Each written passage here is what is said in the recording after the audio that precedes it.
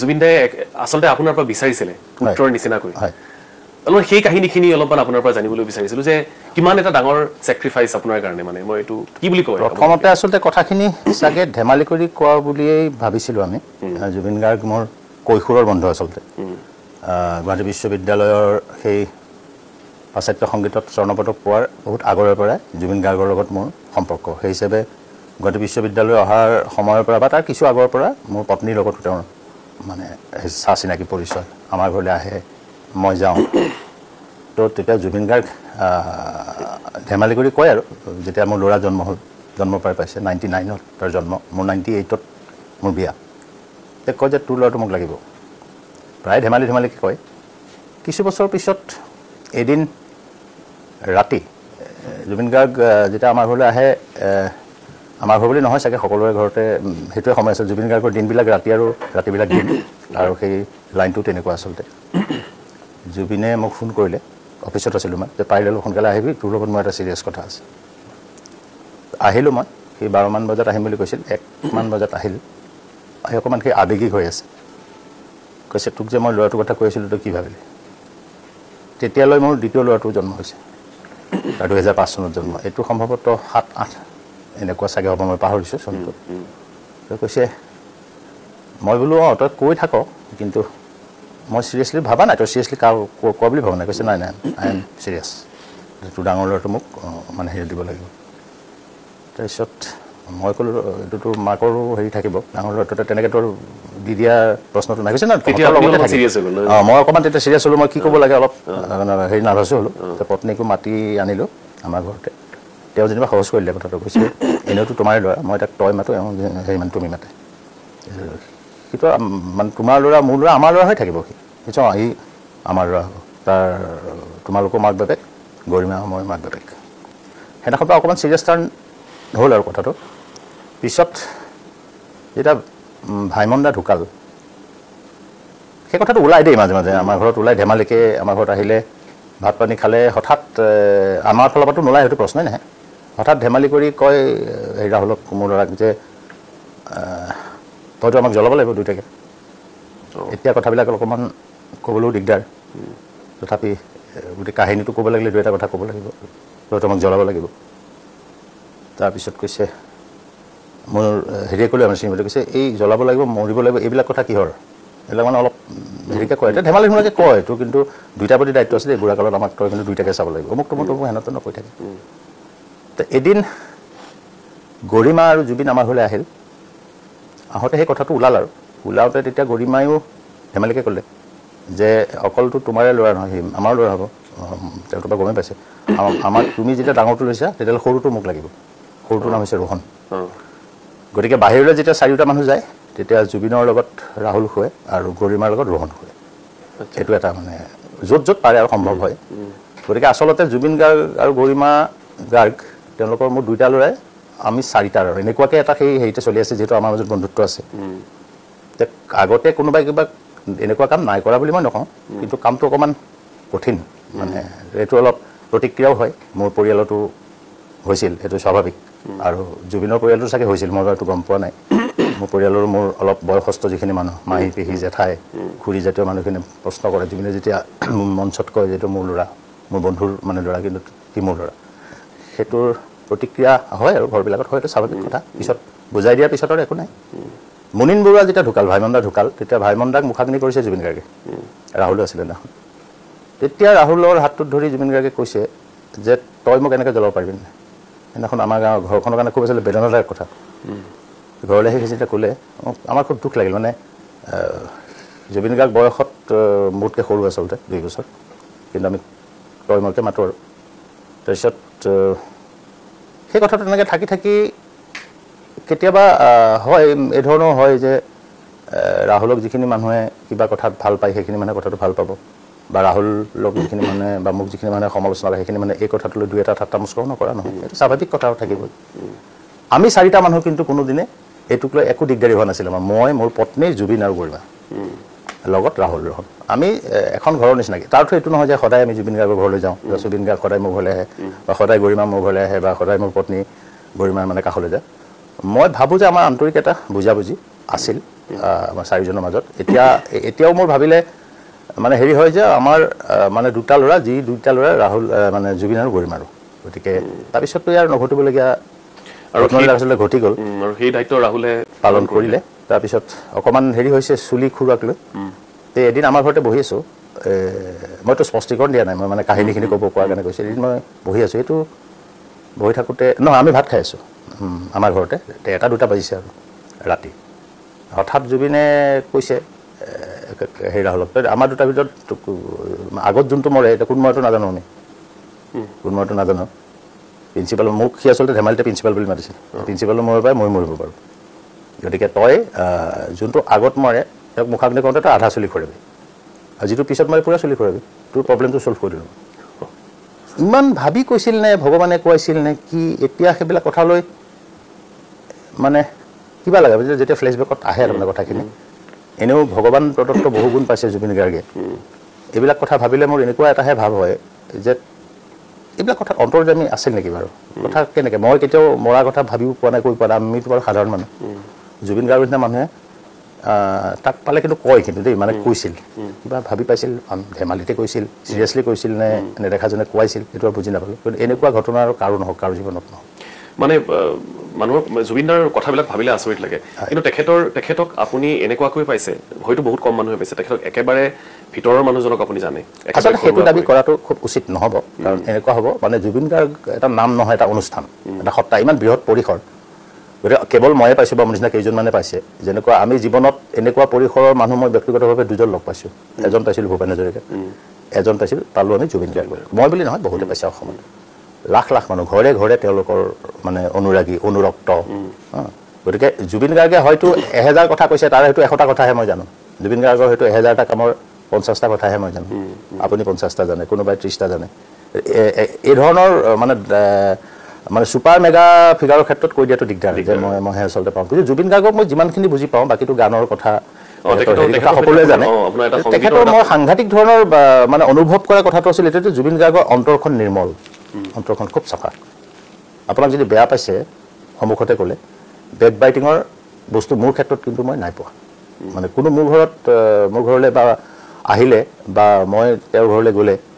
কোনোদিন আমাৰ মাজত পৰ চৰ্চা হোৱা নাছিল মানে অন্তত মোৰ ক্ষেত্ৰত হোৱা নাই গতিকে সাংস্কৃতিক জীৱনত আমি 2005 চনলৈকে মই জুবিন গাৰ্গৰ লগত খুব ওতঃপ্ৰোতভাৱে আছিলোঁ আমি অন্তত প্ৰত্যেক দিনাই নহ'লেও 2 দিনৰ মূৰে মূৰে ষ্টুডিঅ'লৈ যোৱা হয় লগ হওঁ আৰু মোৰ যোৱাৰ সময়টো হাঁহি উঠে জুবিন গাৰ্গ আমাৰ ঘৰলৈ অহা সময়টো আৰু মোৰ জুবিন গাৰ্গৰ ঘৰলৈ যোৱা সময়টো অলমষ্ট একেই মই যিহেতু এখন বাতৰি কাকতত কাম কৰোঁ মোৰো যাওঁতে 12টাৰ আগত মই যাব নোৱাৰোঁ নিশা তেওঁ মোৰ ঘৰলৈ আহোঁতে 12টাৰ আগত কোনদিন নাহে 2005 চনত মোৰ সংসাৰ ডাঙৰ হ'ল দুটা মানে ল'ৰা হ'ল দ্বিতীয় পুত্ৰ জন্ম হ'ল তাৰপিছত মোৰ দেউতা মাৰ অকণমান বেমাৰ আৰম্ভ হ'ল কাকতৰ দায়িত্ব অলপ বাঢ়িল অলপ প্ৰমোশ্যন হ'ল সময় বেছি দিবলগীয়া হ'ল তো ফাইনেলি মই অলপকৈ সংগীতৰ জীৱনৰ পৰা অকণমান দূৰলৈ যাবলগীয়া হ'ল সাংবাদিকতাত মই বেছি সময় দিবলগীয়া হ'ল আৰু নেচাৰেলি জুবিন গাৰ্গক তেতিয়া মই কম সময় লগ পালোঁ তাৰপিছত বস্তুটো ওলোটা হ'ল যে জুবিন গাৰ্গৰ ওচৰলৈ মই যিমান আহিছোঁ জুবিন গাৰ্গ আমাৰ ঘৰলৈ তাতকৈ বহুত মানে হেৰিকৈ গৈছে মোৰ ওচৰত সি কিবা এটা বিচাৰি পাইছিল যেন মোৰ লাগে আমাৰ ঘৰলৈ গ'লে তাৰ নিৰ্দিষ্ট মানে প্ৰত্যেকৰ ঘৰতে থাকে বহুত মানুহৰ ঘৰতে আছে নিৰ্দিষ্ট এটা হাফ পেণ্ট নিৰ্দিষ্ট এযোৰ চেণ্ডেল এইবিলাক আৰু থাকে একেলগে শোৱাটো আচলতে জমনি হয় কাৰণ 12টাৰ পৰা 1 বজাৰ ভিতৰত গ'লে আমি 3টামান বজাত ভাত খাওঁ লেকচাৰ মাৰি মোৰ শ্ৰীমতীটো স্কুলত কাম কৰে গতিকে তেওঁ যোৱাৰ সময়টো 8:30মান বজাত তেতিয়ালৈকে আমি লেকচাৰ মাৰিয়ে থাকোঁ লেকচাৰ মাৰি চাহ খালোঁ এবাৰ তেওঁ চাহ বনালে এবাৰ আমাৰ বা মই কৰিলোঁ তেনেকুৱাকৈ তাৰপিছত সেই 8:30মান বজাত যেতিয়া পত্নী ওলাই যায় তাৰপিছত আমি শুওঁ দিনটো ইফালে মই 5টা বজাত গধূলি 5টাত আকৌ মই যাব লাগে অফিচ যাব লাগে কেতিয়াবা জুবিন গাৰ্গ মোৰ তাতে থাকি যায় ঠিক অলপ মানে দেৰিকৈ যায় আৰু মোৰ এই নতুন ঘৰটোত অহাৰ আগলৈকে আগৰ ঘৰটোতো জুবিন গাৰ্গৰ হাতত মোৰ ঘৰৰ চাবি এপাটো আছিল মানে এইটো ক'ব নালাগে আৰু মানে আহোঁতে চাবি খুলি সোমাব পাৰি তাৰমানে কিমান ঘনিষ্ঠ এটা সম্পৰ্ক আপোনালোকৰ নহয় জানো সেইটো ক'বই লাগিব আৰু আপুনি জুবিন গাৰ্গৰ সৈতে সংগীতৰ সৈতেও আপুনি জড়িত মই আন বহুজনতকৈ মই কম আচলতে কমকৈ জড়িত এইকাৰণে মোৰ প্ৰফেশ্যনটো আন ধৰণৰ হ'ল দ্বিতীয়তে আমি যি সময়ত সংগীতৰ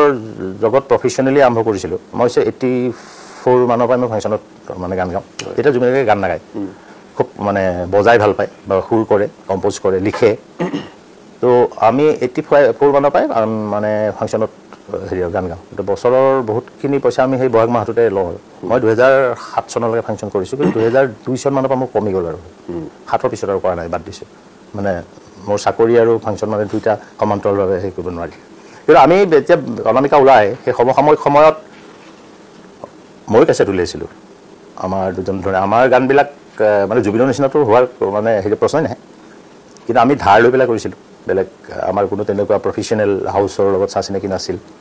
আৰু গতিকে আমি ধাৰ চাৰ লৈ কেছেট এটা কৰিলোঁ 4-5টামান কেছেট কৰিলোঁ তাৰপিছত দেখিলোঁ যে জুবিন গাৰ্গে গোৱা গানৰ ধাৰাটো লাহে লাহে মানে এষ্টাব্লিছ হৈছে আমি আগৰ ধাৰাত আমি ঠিক জে পি দাস ৰিদীপ দত্ত মনোজমণি বৰুৱা ঠিক বিহুসুৰীয়া অসমীয়া গীত সেইটো বা অলপ মানে ভূপেন্দাৰ ষ্টাইলহে কৈছোঁ দেই মানে ভূপেন্দাৰটো কাষ চাপিব নোৱাৰোঁ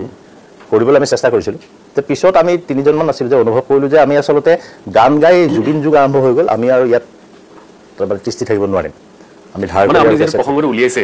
মই সেইটো কথাকে আপোনাক সোধোঁ তেতিয়াহ'লে যে আপুনি কি ভাবে যে জুবিন গাৰ্গে অসমীয়া মিউজিকত কেনেকুৱা চেঞ্জ এটা আনিলে এইটোতো মানে অসমীয়া সংগীতত সাংঘাতিক ধৰণৰ চেঞ্জ আনিছে জুবিন গাৰ্গে কিন্তু জুবিন গাৰ্গক জানিব লাগিলে মোৰ ব্যক্তিগতভাৱে মই এটা কথাই কওঁ যে জুবিন গাৰ্গক জানিব লাগিলে জুবিন গাৰ্গৰ আগৰ মানে আমাৰ সংগীতৰ কাণ্ডাৰীসকলৰ কেইজনমানকতো জানিব লাগিব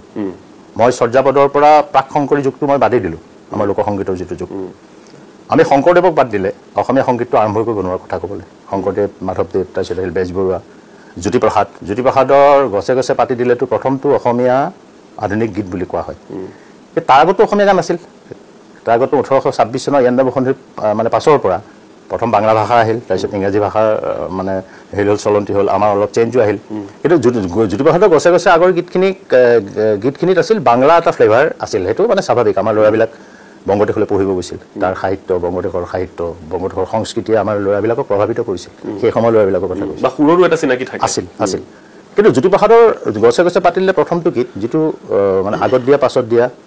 পঞ্চ আইটোৱে দুৰ্গাঘাটৰ পানী আনি ৰামৰ মূৰত দিয়ে এই চাউল চটুৱা বিয়া নামটোৰ আৰ্হিত প্ৰথমটো হ'ল তাৰপিছত ৰূপকৰৰ চুমা পৰহতে হ'ল নিচুমণি গীতৰ আধাৰত আমাৰে মইনা শুবই তাৰপিছত দুইটোৰে পানী যাবিও বৈ এনেকৈ সেইকাৰণে গছে গছে পাতিলে তোক স্বীকৃতি দিয়া হৈছে প্ৰথমটো অসমীয়া আধুনিক গীত হিচাপে যেনেকৈ 1924 চনত প্ৰফুল্ল চন্দ্ৰ বৰুৱাই গোৱা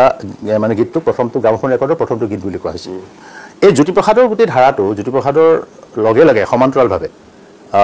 বিষ্ণুপ্ৰসাদ ৰাভা আৰু পাৰ্বতীপ্ৰসাদ বৰুৱাকে ধৰি বহুজন নাম কৈ আপুনি শেষ কৰিব নোৱাৰিব বহুজনে লৈছে তাৰ ঠিক পিছে বা আগে আৰু বহুত মানুহ আছে আনন্দীৰাম দাস আছে ৰুতু বৰুৱা তাৰপিছত আহিলে ভূপেন হাজৰিকা এইখিনিতো এটা পৰ্যায়লৈকে হ'ল 1992 চনত জুবিন গাৰ্গৰ এই গোটেই জগতখনত আনুষ্ঠানিকভাৱে প্ৰৱেশ হ'ল মানে বহল সৃষ্টিত অনামিকাৰ জৰিয়তে 92 চনৰ সম্ভৱতঃ ষষ্ঠী পূজাৰ দিনা এইটো ৰিলিজ দিয়া হৈছিল এটা কি হ'ল সেই সময়ত অসমৰ সামাজিক শৈক্ষিক যিটো পৰিৱেশ এটা সাংঘাতিক অস্থিৰ আছিল আমাৰ অসমৰ পৰিৱেশটো কি আছিল যে আমি শেষৰ দশকটোত আমি প্ৰৱেশ কৰিছোঁ ৰাষ্ট্ৰপতি শাসনৰ জৰিয়তে তেতিয়া আলফাৰ সেই মানে সাংঘাতিক ধৰণে সক্ৰিয় আছিল তেওঁলোক এক্টিভ আছিল বহুত তেওঁলোকৰ তৎপৰতা আছিল সাংগঠনিক তৎপৰতা আছিল সশস্ত্ৰ তৎপৰতা আছিল ৰাষ্ট্ৰপতি শাসন হ'ল চৰকাৰ ভংগ হ'ল তাৰ আগৰ কেইবছৰ তাৰ মানে কিছুদিন আগতে অসম আন্দোলন হ'ল অসম আন্দোলন 3জন প্ৰসাদৰ আকৌ পুনৰ জন্ম হ'ল মানে সংগীতত যেনেকৈ জ্যোতিপ্ৰসাদ বিষ্ণুপ্ৰসাদ আৰু পাৰ্বতীপ্ৰসাদ লগতে হীৰেণ ভট্টাচাৰ্যকে ধৰি মানে কেইবাজনো আৰু সেই সময়ত গোটেই বিশ্বজুৰি এটা সাংঘাতিক ধৰণৰ বস্তু আৰম্ভ হ'ল সেইটো আমি বহুতে LPG যুগ বুলি কৈছে লিবাৰেলাইজেশ্যন প্ৰাইভেটাইজেশ্যন এণ্ড গ্ল'বেলাইজেশ্যন ডাঙৰ জাতিসমূহে সৰু জাতিসমূহক গ্ৰাস কৰা ডাঙৰ ভাষাই সৰু ভাষাক গ্ৰাস কৰা নিজৰ ভাষা সংস্কৃতি বাদ দি বেলেগ সোণ বিচাৰি দৌৰ মৰাৰ নিচিনা হয় সেই সময়তে আমাৰ অসমীয়া মাধ্যমৰ মাতৃভাষা মাধ্যমৰ শিক্ষানুষ্ঠানবিলাকৰ দুৰৱস্থাটো আৰম্ভ হৈ গ'ল অসমৰ ল'ৰা ছোৱালীয়ে অসমীয়া ভাষা পঢ়িবলৈ মানে কমি গ'ল এতিয়াও আপুনি যদি মেট্ৰিকত চাই 6 লাখ 7 লাখ ল'ৰা ছোৱালীৰ ভিতৰত 2জন সংখ্যক অসমীয়া ল'ৰা ছোৱালী যাৰ মাতৃভাষা অসমীয়াটো ভালকৈ লিখিব নাজানে ভালকৈ পঢ়িব নাজানে ক'ব বাৰু জানে তো সেই সময়ছোৱাত অসমীয়া গানৰ প্ৰতিও নেচাৰেলি আৰু সেই সময়ত পৃথিৱীৰ দুৱাৰখন খোল খাই গ'ল মানে অসমীয়া ল'ৰা ছোৱালীৰ কাৰণে পৃথিৱীৰ দুৱাৰখন খোল খালে বেলেগ ঠাইৰ গান শুনিলে বেলেগ ঠাইৰ মানে লিৰিক্স অমুক তমুক আমাৰ লিৰিক্স আৰু বেলেগৰ লিৰিক্স সেই মাজৰ সেই দুমোজা সেই পাৰ্টটোত অসমীয়া গান শুনিবলৈ কমাই দিলে ল'ৰা ছোৱালী কমাই দিছিল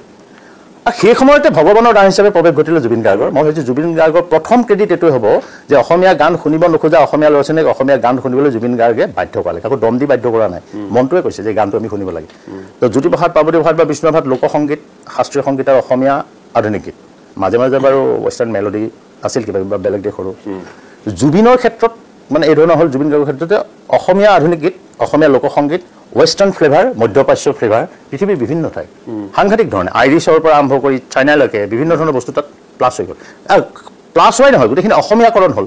যিটো সকলোৰে কাৰণে গ্ৰহণযোগ্য হ'ল আৰু বোধগম্য হ'ল আৰু জুবিন গাৰ্গৰ লিৰিক্সলৈ যদি আপুনি মন কৰে তেতিয়াহ'লে মানে দেখিব যে ইংৰাজী মাধ্যমত পঢ়া অসমীয়া ল'ৰা ছোৱালী যি অসমীয়া টান লিৰিকেল শব্দবিলাক বুজি নাপায় সেই ল'ৰা ছোৱালীসকলক উদ্দেশ্য কৰিয়েই লিখক বা নকৰক তেওঁলোকে কিন্তু বুজি পোৱা সহজ সৰল শব্দ দি গান লিখিবলৈ আৰম্ভ কৰিলে সুৰবিলাকো আৰম্ভ কৰিলে সেইটো জুবিনৰ গান গ্ৰহণ কৰিলে আৰু জুবিনৰ গান গ্ৰহণ কৰা কামটোৱে অসমীয়া জাতিটোক এনেকুৱা এটা উপহাৰ দিলে যে অসমীয়া ভাষাটোক জুবিন গাৰ্গে প্ৰমাণ কৰি দিছে যে মাতৃভাষা মাধ্যমত পঢ়িও পৃথিৱীৰ ভিতৰত ডাঙৰ মানুহ হ'ব পাৰি অৱশ্যে ডাঙৰ মানুহ ভাল মানুহ জনপ্ৰিয় মানুহ সেইবিলাক মোৰ সংজ্ঞাটো বেলেগ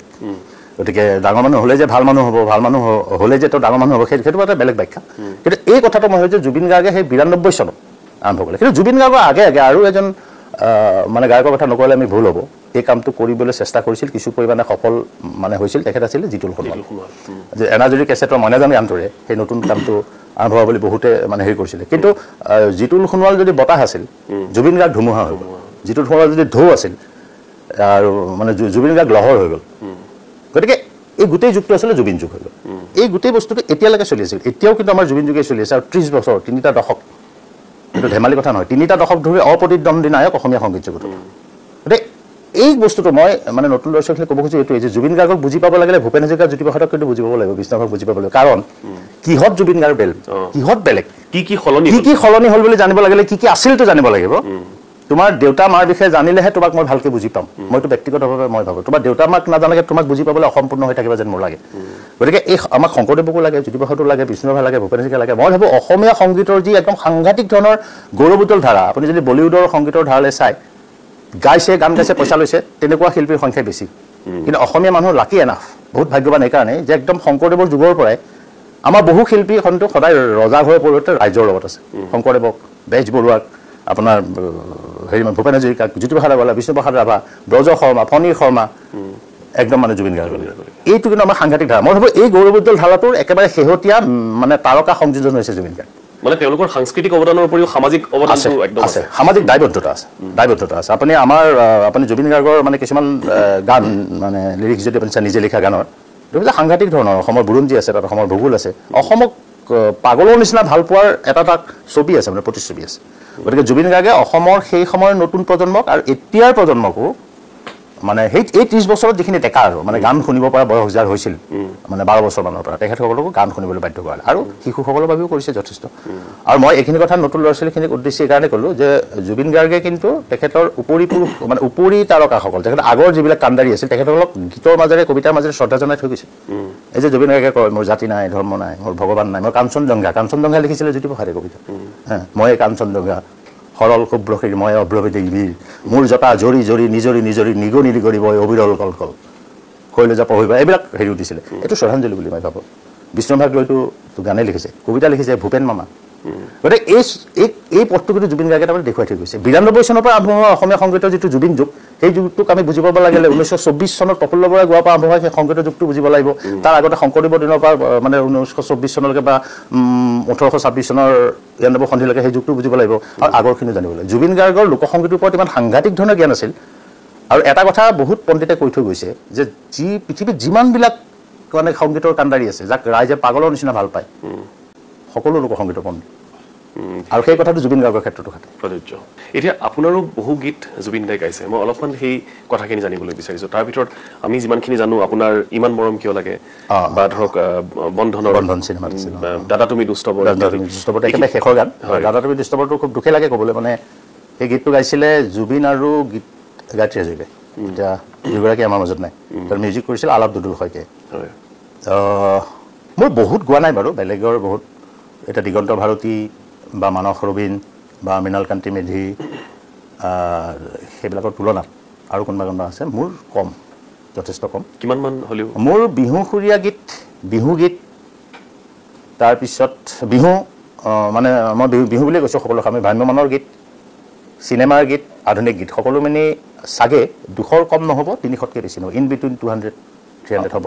কিন্তু গোটেইখিনি মোৰ হাততো নাই এতিয়া মোৰ এটা সেই বৎসভাৱ থাকি গ'ল আৰু যে সংৰক্ষণৰ একেবাৰে জ্ঞান নাছিল এতিয়া এই বয়সতে অলপ সংৰক্ষণ কৰিব লাগিছিল যেটো এটা অনুভূতি জাগ্ৰত হৈছে কিন্তু এতিয়া মই সেই বিশাল কলিতা বোলা যিজন লৰাই এই সংৰক্ষণখিনি কৰিছে জুবিন গাৰ্গৰ গীতসমূহ মই তেওঁৰ সৈতে মানে সম্পূৰ্ণৰূপে কথা পাতা নাই কিন্তু বেলেগ যোৱা মানুহে মোক কৈছে যে কিছু গান দেখিছে মই ইমান মৰম কিয় লাগে খনৰ পৰিচালক আছিলে অলকনাথ তাত সংগীত আছিল মনোজ শৰ্মা তাতে তেজিমলা কোটে আছে বুলি গান এটা আছে আৰু ইন্টাৰেষ্টিংলি সেই গানটো আকৌ চিনেমাখনত নাই চিনেমাখনৰ যিটো অডিঅ' আছিল সেই অডিঅ'ত গানটো দিয়া হৈছিল কাৰণ পৰৱৰ্তী সেই পৰিচালকৰ বা প্ৰযোজকৰ পৰৱৰ্তী চিনেমাখনৰ নাম আছিল তেজিমলা আচ্ছা তেজিমলা আছিল গাঁৱৰ এজনী ধুনীয়া ছোৱালী মানে কাহিনীটো এনেকুৱা তেজিমলা গাঁৱৰ এজনী ধুনীয়া ছোৱালী কাৰণে ল'ৰাবিলাকে অলপ আখৈ পাব খোজে ছোৱালীজনী আখৈ নিদিয়াৰ কাৰণে ল'ৰাবিলাকে ছোৱালীজনী বদনাম গায় যিটো গাঁওবিলাকত আমাৰ হয় বা চহৰতো হয় বা সেই বয়সত হয় তো নদী এখনৰ পাৰত বহি তেওঁ ভাবি আছে যে মই এই জীৱন এই সময়ৰ তেজিমলা এনেকুৱা মানসিক মানে কষ্ট পাইছোঁ সেই তেজিমলাই কিমান কষ্ট পাইছিল সেইটো আছিলে কাহিনীখনৰ প্লটটো মোক মানে সেই বুজাই দিয়ে মানে গানটো আছিলে তেনেকৈ লিখা হৈছিল তো গানটো ৰেকৰ্ড কৰাৰ সময়ত মই এটা লিখিছিলোঁ খেলি মেলি ঢৌ উজান ভাটি বুলি এটা শব্দ আছে খেলি মেলি ঢৌ উজান ভাটি এইধৰণ আছে জুবিনে খেলি বুলি গালে আচ্ছা মই ক'লো আৰু মই আছিলোঁ মনোজ শৰ্মা আছিল সম্ভৱতঃ দেৱ বৰকটকী আছিলে চাগে অলক দা আছিল তো মই ক'লো এইটো খেলি মেলি হ'ব খেলি নহ'ব কৈছে খেলিটোত বেছি আছে হ'ব জুবিন দাই কৈছে জুবিন দাই ভালকৈ চাই এঘণ্টাৰ পিছত মই গম পালোঁ যে মই লিখা শব্দতকৈ জুবিনে ভৰাই দিয়া শব্দটো বেছি ভাল লাগিছে গানটোত খেলি অৰ্থটো অলপ বেলেগ ধৰণৰ খেলি ঢৌ উজান ভাটি আৰু খেলি মেলি ঢৌ উজান ভাটি পাৰ্থক্য আছে গতিকে পিছত মোৰ কি ধৰণৰ হ'ল তাৰ লিৰিক্সটোত খেলিয়ে থাকিল আৰু কাৰণ সেইটো প্ৰিণ্ট হৈ গ'ল আগতে গাঁৱতে কিন্তু সি খেলি মেলি গাঁৱতে কিন্তু খেলি গৈছে বন্ধনৰ কেইবাটাও গান আছিল বন্ধনত সম্ভৱতঃ 7টামান গান আছিল এইটো তৌফিক ৰহমানৰ হেৰি আছিলে পৰিচালনা সংগীত আছিলে মনোজ শৰ্মা তাতে সম্ভৱতঃ 8টাৰ 6টামান গান মই লিখিছোঁ তাৰে এটা ল'ৰালিৰ কইনাদৰা সেইটো জুবিনে গাইছে আৰু কল্পনা পাটোৱাৰীয়ে গাইছে এটা উৰণিৰে তলতে আজি এনেকুৱা ধৰণৰ এটা গান আৰু তাৰপিছত বাকী গান গাইছিলে আমাৰ মিতালী চৌধুৰীয়ে গাইছিল গান তাৰপিছত বিদ্যাসাগৰে গাইছিল শনিবাৰে গধূলি ৰঙাফিত বজাৰলৈ গোটেই বাৰবিলাক জুবিনে তাতে গাইছে 4টা গালে নেকি সম্ভৱতঃ বন্ধনৰ 8টা গানৰ ভিতৰত এটা দুলাল মাইকীয়ে গাইছিল সেইটো তাৰে লিখা গতিকে সেই ধৰণে মানে গাইছে আৰু কিন্তু সেইটো মোৰ কিমান গান গালে সেইটো সাংঘাতিক ডাঙৰ কথা নহয় মোৰ এই ধৰণৰ গান যোৱা সাংঘাতিক ডাঙৰ মানে ক্ৰিয়েশ্যন এটা জুবিনৰ হাতত মই তুলি দিব পাৰিছোঁ কিন্তু মই ভাগ্যৱান বুলি ভাবোঁ এইকাৰণে যে জুবিন গাৰ্গৰ নিচিনা এজন মানে মানুহে মোৰ অন্তত এটা গান হ'লেও গাইছে আপোনাৰ জুবিন গাৰ্গৰ কণ্ঠৰে নিগৰা আপুনি কি ভাবে আপোনাৰ শ্ৰেষ্ঠ সৃষ্টি কোনটো তেজিমলা কোটে আছে মানে মোৰ দৃষ্টিত যদি কয় তেজিমলা কোটে আছে ইমান সুন্দৰ মানে তাৰ এক্সপ্ৰেশ্যন আৰু তাত মানে জুবিন মানে কিয় ভাল লাগে বুজি পায় কাহিনীটো মানে তেজিমলাৰ কাহিনীটো মই জুবিন গাৰ্গক কৈ দিবলগীয়া হোৱা নাই এতিয়া মোৰ গান এটা গাইছিলে ৰূপকুমাৰ ৰাথোৰে এইটো হ'ল হাতৰে আঙুলি কোটে হেৰুৱালি দুষ্মন্তক নাপালি চিনি কিহৰে বেজাৰত কান্দে শকুন্তলা দুষ্মন্তৰ বেজাৰত কান্দে শকুন্তলা নিকুঞ্জ বনৰে ৰাণী তেতিয়া মই সেই ৰূপকুমাৰ ৰাথোৰক সেই কথাখিনি ইংৰাজীত মানে লিখি দিবলগীয়া হৈছিল যিহেতু মই হিন্দী নাজানো তেওঁ পটকৈ লৈ লৈছিলে জুবিন গাৰ্গে মোক তাৰমানে নাই সোধা যে তেজিমলাৰ কাহিনী তাৰমানে জুবিন গাৰ্গে জানে আৰু সোধাটো কোনো প্ৰশ্ন নাই তাত মই লিখিছিলোঁ যে হাতো মই নেমেলো ফুলো মই নিচিঙো নচপাওঁ বনিজৰ নাও মগনীয়া বুঢ়ীয়েও নিজান দুপৰীয়া নেকাতে বাৰীৰে লাও তাতে সেই খেলি ঢৌটো আছিল তাৰপিছত মাহীয়াই দিলে মোক জমৰে যাতনা ঢেঁকী দি খুন্দিলে ভৰি পাতৰে কাপোৰত ভৰাই দি অঙঠা সাউদক লগালে সাজি তেতিয়া মই ক'লে সাজিটোত চন্দ্ৰবিন্দু লাগে নেকি মানে সাজিটো নালাগে এইটো মানে মিছা কথা কোৱাটো মানে সাজি কোৱাটো গতিকে সেইটো মই জানটো নালাগে সেইবিলাক কনচাৰ্ণ আছিল সৰু মানে কথা যদি এটা ইম্পেক্টবিলাক বহুত ডাঙৰ আজি জুবিন গাৰ্গে যেনেকৈ উচ্চাৰণ কৰিব শব্দ এটা ফ'ল' কৰিব লাখ বছৰ যেনেকৈ মানে কথা ক'ব ফ'ল' কৰিব এতিয়া আপুনি দেখে যদি অসমৰ বিভিন্ন ঠাইত জুবিন গাৰ্গৰ নিচিনা গান গাবলৈ চেষ্টা কৰা মানুহ ধেৰ আছে বহুত আছে সেইটো অস্বাভাৱিকতা নাই কিন্তু বস্তুটো এনেকুৱাকৈ লাগে যে জুনিয়ৰ জুবিন গাৰ্গতকৈ আমাৰ জুবিনৰ আদৰ্শ দৰ্শন লৈ গাব পৰা ভাল গায়িকা লাগে আপুনি সেইটো কথা যিহেতু উলিয়াইছে মই এটা কথা আপোনাৰ পৰা জানিবলৈ বিচাৰিছোঁ জুবিন গাৰ্গৰ বিভিন্ন কথা বতৰাক লৈ মানুহৰ মাজত কিছু মিশ্ৰিত প্ৰতিক্ৰিয়া থাকে কেতিয়াবা জুবিন গাৰ্গৰ কেতবোৰ কথা বতৰাক মানুহে গ্ৰহণ কৰে এছামে নকৰে এছামে জুবিন গাৰ্গৰ বিভিন্ন সময়ত সমালোচনাও কৰিছে আৰু জুবিন গাৰ্গৰ তেওঁৰ কথা বতৰা বা তেখেতৰ এক্সপ্ৰেশ্যনক লৈ মানুহৰ কেতিয়াবা হয়তো আপত্তিও আছে আপোনাক যদি মই সোধোঁ জুবিন গাৰ্গৰ দৰ্শনটো আপুনি কি আছিল বুলি ভাবে জুবিন গাৰ্গৰ যিখিনি কথাক লৈ চৰ্চা হ'ব লাগিছিল আমি সেইখিনি চৰ্চা কৰা নাই সমালোচনাটো থাকিবই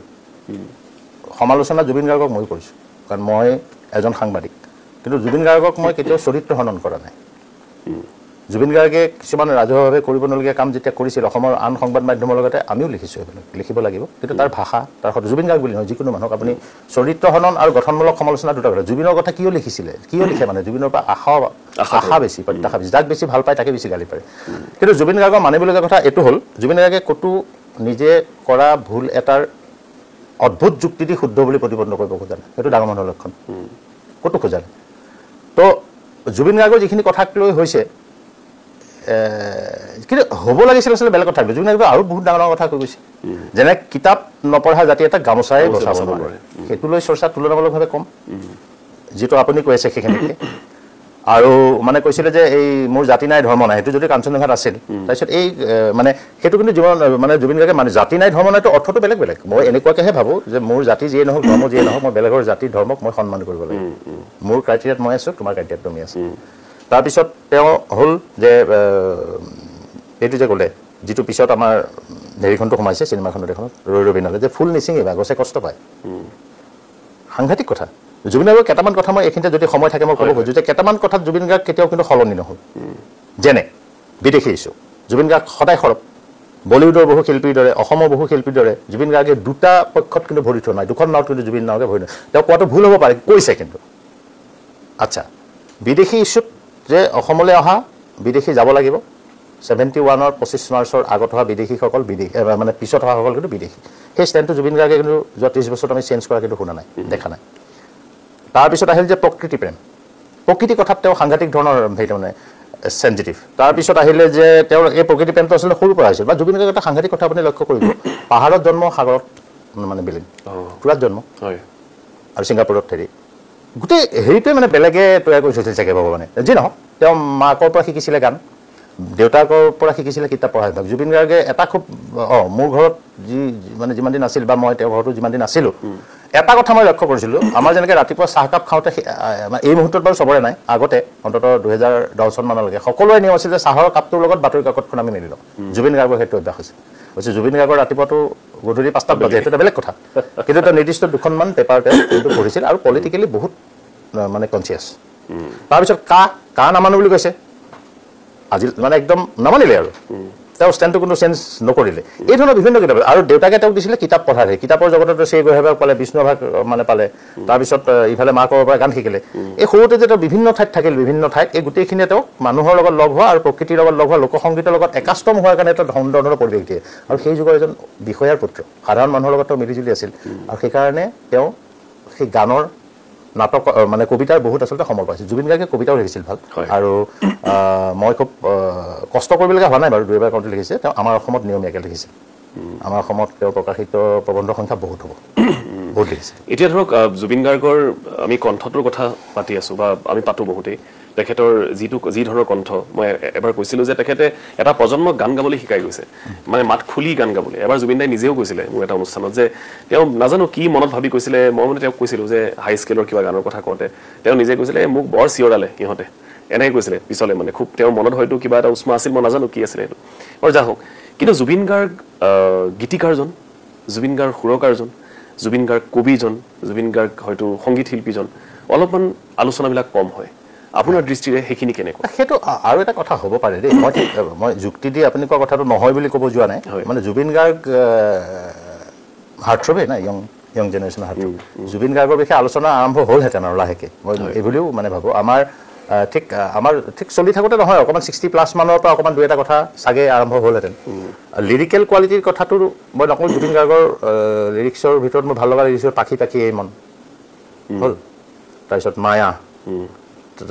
মানে তেনেকুৱা বাৰু ঢেৰ আছে তাৰপিছত এই সোণেৰে সজোৱা পজা জহি খহি যায় যিটো গীতে জুবিন গাৰ্গক মই ভাবোঁ অসমৰ বয়সস্থ মানুহৰ মাজলৈ লৈ গ'ল সাংঘাতিক ধৰণে জুবিন গাৰ্গৰ গায়কী আপুনি নিজেই গান দুটা শুনকচোন এটা জোনাক গলা যাৱৰ নিশা এইটো কপিল ঠাকুৰে লিখা তাৰ আপুনি টেকনিকেলি ক'ত গাইছে সেইটো চাওক আৰু ইফালে মায়া মায়া চাওক ক'ত গাইছে আশা চাওক